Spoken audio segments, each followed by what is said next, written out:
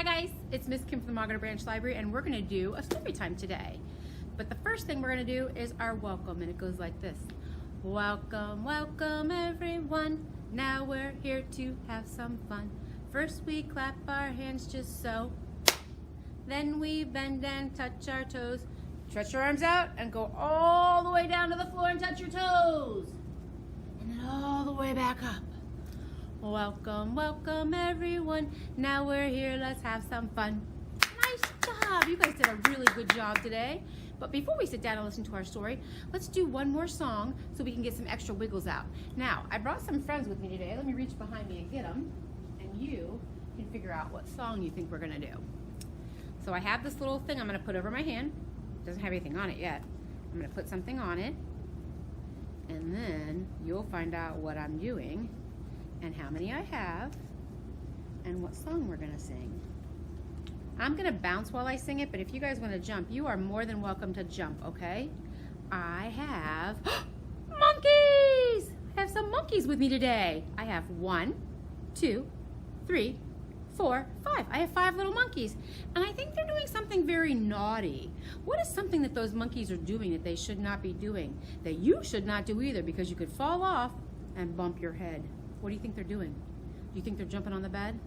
That's exactly what they're doing. So, will you help me sing 5 Little Monkeys? Like I said, I'm gonna bounce, but if you wanna jump, you jump away, all right? 5 little monkeys jumping on the bed. One fell off and bumped his head. Mama called the doctor, and the doctor said, no more monkeys jumping on the bed. Now I have 1, 2, 3, 4. 4 little monkeys jumping on the bed. One fell off and bumped his head. Mama called the doctor, and the doctor said, no more monkeys jumping on the bed. Now I have 1, 2, 3. 3 little monkeys jumping on the bed. One fell off and bumped his head. Mama called the doctor, and the doctor said, no more monkeys jumping on the bed. Now I have 1, 2. 2 little monkeys jumping on the bed. One fell off and bumped his head. Mama called the doctor, and the doctor said, no more monkeys jumping on the bed. Now I have 1 little monkey jumping on the bed. He fell off and bumped his head. Mama called the doctor, and the doctor said, no more monkeys jumping on the bed. How many do I have left? None. No little monkeys jumping on the bed. None fell off and bumped their head. Mama called the doctor, and the doctor said, put those monkeys back to bed. And that's exactly what she did. So let's put our little monkeys back to bed. There they go. How many monkeys am I putting to bed? Do you guys remember? You want to count them one last time before we put them to bed? Okay.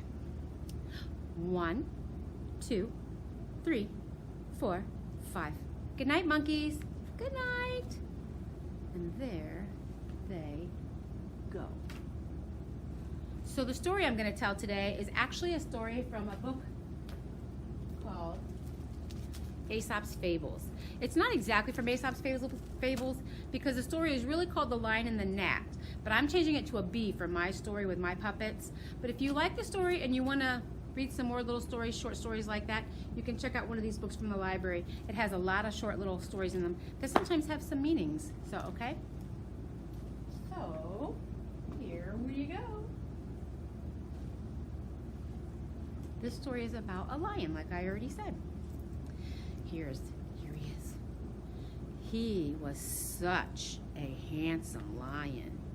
He knew he was just the most beautiful, handsome lion in the whole jungle.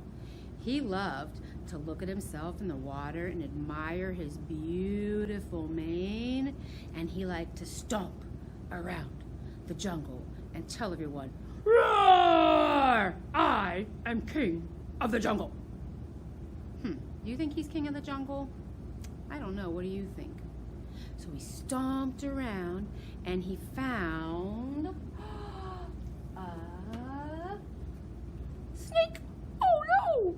He snuck up behind the snake and he roared really loud and scared the snake, and the snake slithered away. That was not very nice, was it? He said, "I am king of the jungle." And he snuck around, and then he found a monkey.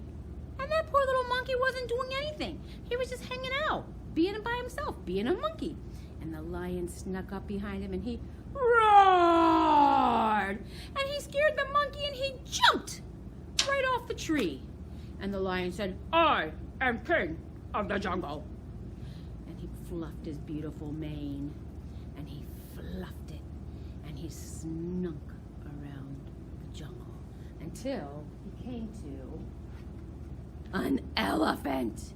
Now, you would think an elephant would not be afraid of a lion, but the lion snuck up behind it and he roared. And he said, "I am king of the jungle." And the elephant ran away. Oh my goodness, he scared all those poor animals for doing nothing. And he stomped around the jungle saying, "I am king of the jungle. I am king of the jungle. Roar!" Not very nice at all. And then along came a little bee. He said, "You are not king of the jungle." And the lion said, "Roar!" But the bee did not fly away. He just buzzed around the lion and said, "You are not the king of the jungle, and I will show you." And he landed right on that bee's nose, and he stung him. And the lion screamed, and he ran away. And the bee said, "I am king of the jungle."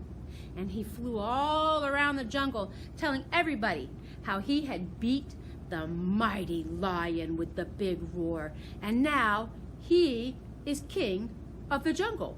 This little tiny bee. What do you think of that? But he forgot to look where he was going. And he flew right into the spider's web. Oh no.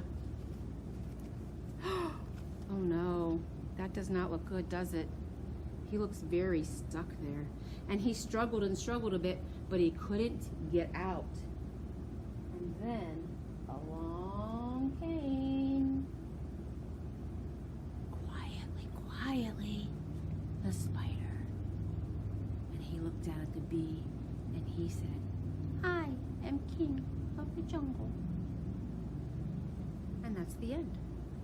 And it just goes to show you that no matter how small you are just as mighty as that big person with the big roar.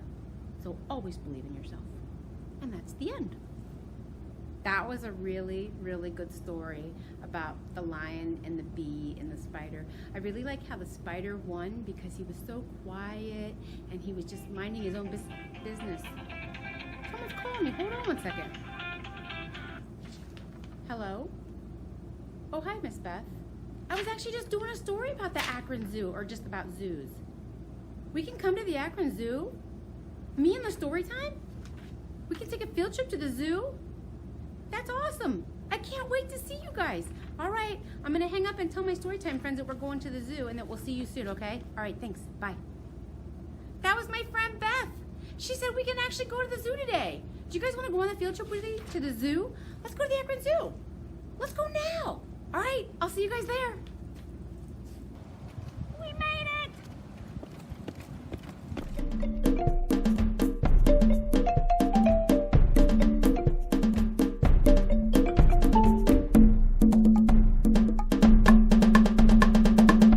Hi guys, it's Miss Kim from the Magada Branch Library. I came on a field trip to the zoo today, and I'm here with Miss Stephanie and Mr. Mark, and they're going to tell us a little bit about the lions.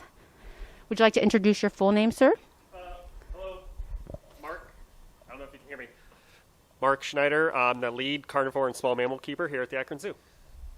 I am Stephanie Chandler. I am the Behavioral Husbandry Manager here at the Akron Zoo.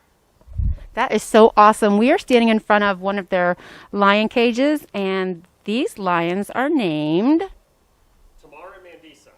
Tamara and Mandisa. They are actually currently retired lions, which I think is awesome. So I want to be retired someday too. I don't know about you guys, but I'm going to ask them a couple questions about the lions, and we'll see what they have to say. How many lions do you usually have living together? Here at the Akron Zoo, we have two prides. We have one pride of 2 lions, which is what's currently out on habitat, and then we have another pride of 3 lions. In the wild, pride of lions would be 1 or 2 males if they're brothers, but generally just 1 male with a number of females that are all kind of related to make up that pride. The females do all the hunting. The males just kind of guard the territory and keep other rival males out of the way. In zoos, some zoos are bigger than others, so they can mimic those larger prides and have multiple generations of females living with males. But here at the Akron Zoo, we just have 1 male and 2 females in the one pride, and one in the other. What does their typical day look like? I'm a kid, and I like to swing on my swings all day. So what do these guys do? For the lions, a typical day is that right there. If you can see what our female Mandisa is doing in the background, you might have to zoom in, but basically they do a lot of sleeping. In the wild, they generally hunt, sleep, and make baby lions. Here, they don't have to hunt. We magically give them the food. They don't have to do anything. They don't have to work for it. So it just gets provided to them. So they spend the majority of their time laying down. We do train them, though, so they do get some mental exercise, and I'll let Stephanie talk about that in a little bit. But they're not bored here, but that's not why they're just laying around being lazy. It's just kind of what cats do. They naturally want to conserve energy. So the habitat behind us, as you can see, has a lot of different features. You've got a giant termite mound here right in the middle that does provide an elevated space for lions to be able to look out over their territory, all the space that is theirs, and look at the humans that are watching them. And then we also have a bunch of different trees that they can scratch on. They scent mark, so every morning the lions come out and they pee on the trees. And then when we move our lions around and we bring the group of 1 male and 2 females out into this yard, they do the exact same thing. So they smell each other. Over here right now, Tamar can actually see into our backyards where our other 3 lions are. So he's checking them out, checking out what territory they are in today. And then we provide a variety of other enrichment and training opportunities. So in our buildings, we can actually train them to get shots. And if our vet or if our doctor needs to come up and take a look at them, if they got a scrape or something, they can come in and do that, and the lions remain calm. That's awesome. If anybody wanted to give you like a gift for the Lions Enrichment, is there anything that you guys ask for lions? It depends on the lion. Usually anything that they can bat around, just larger than a house cat, size toy. So they get large 17, 20-inch balls, or trash cans, barrels like that. Tamar actually likes them so much that he can't have them all the time because he chooses to not listen to anyone when he has his most favorite toy. But yeah, anything that they can pick up and carry around or stand on or destroy. Kitty litter buckets, yes. Yep, plastic kitty litter buckets are, yeah. They're usually yellow with like a red or blue lid. I think I know which ones you're talking about. Yep. Guys, if you have any kitty litter buckets at home, they will be happy to take them for you for Tamar. Yep. They're one of his favorite toys. So you mentioned that when you feed them, what do they eat? These guys get a ground meat mixture. It looks very similar to like the ground hamburger you'd get at the store, but it's got some extra chunks in it, some gristle in it, so you wouldn't want to make a hamburger out of it yourself. And the reason we give that to them 5 days a week. When in the wild, when they make a kill, they primarily eat muscle tissue, and ground meat, like ground beef, is muscle tissue. But in order to get to that muscle tissue, they have to eat through their prey's skin, and they also have to eat some of the bones and some of the organs. And all of those bones, organs, and skin have different nutrients that aren't in the muscle tissue. So one day a week we give them a bunny. So we get them from we have a source that gives us frozen bunnies, and they take about 2 days to thaw. And depending on the size of the cat, all our cats here get it. The lions get the extra large ones.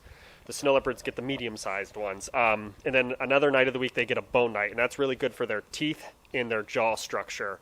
And then also there's some nutrients that are in the bones and in the tendons around the bones that aren't in the muscle tissue. But basically, they need muscle tissue, the muscle tissue ground beef, and then one day a week, they get their bunny Flintstone vitamin. How do you feed them? We're protective contact here, so we never go in with the lions, and that means literally a barrier is always between me and the lions. I'd never even put my fingers through. I wouldn't have all 10 of my fingers if I did. So we have what we call food chutes, and it's kind of like a laundry chute you might have at your house, where from the second floor down to the basement, except I can drop the food, and then it drops like 3 feet and then slides into the holding. So that way my hands are never close to their mouths. So that's primarily how we feed them. Sometimes we will, like these guys are locked out on habitat right now, the inside holding that they, their bedrooms, if you will, where they sleep at night. We'll put the food in there sometimes. So when they come in, they have to like search around for it, and it's just in there. So while they're locked out, I can put the food in there and not be, worried that a lion's going to eat me, and then move them inside. Do you guys have any lion cubs here? Do they have any lion cubs? No. So Now. there's this through AZA Zoos, Association of Zoos and Aquariums. They have what's called the Species Survival Plan, and that's just kind of like, think of it as a committee that gets together and they decide like what's best for the genetics of animals that are in a SSP is what we call them. So each animal that has this SSP has the genetics all kind of mapped out, and Mandisa and Tamar are kind of low on the list. So prior to building this habitat, we didn't have room to breed lions here to get cubs, because you have to have the cubs with you for I think 3 years, and we just didn't have that space for potentially 7 full-grown lions at the end of that 3 years.